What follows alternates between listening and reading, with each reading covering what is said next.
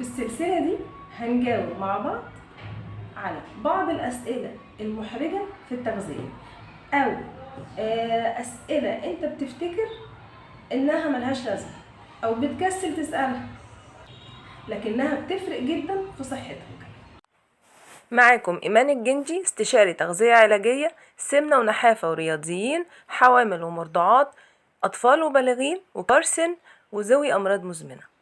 النهاردة هنجاوب هو النوم بيفرق في الأكل والوزن ولا لأ؟ ناس كتير بتجيلي العيادة وبتقولي أنا باكل قليل جدا بس برضه بتخن. واحدة من أهم الأسباب قلة النوم الليلي. لما ما تنامش نوم ليلي كويس، يعني من 7-8 ساعات في الضلمة قبل شروق الشمس، هرمون الجرلين بيطلع. ده هرمون ايه؟ هرمون الجوع، هتفضل جعان على طول.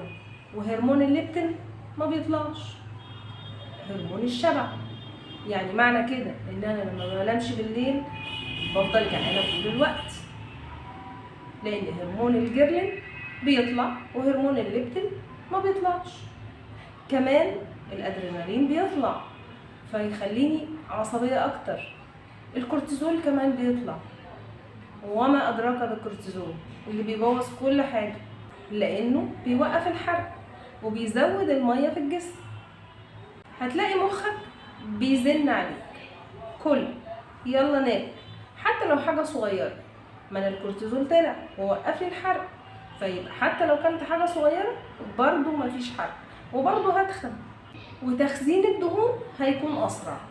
الخلاصه النوم من 7-8 ساعات قبل شروق الشمس ده مش رفاهيه ولا كسل، ده جزء مهم جدا من الدايت والصحه.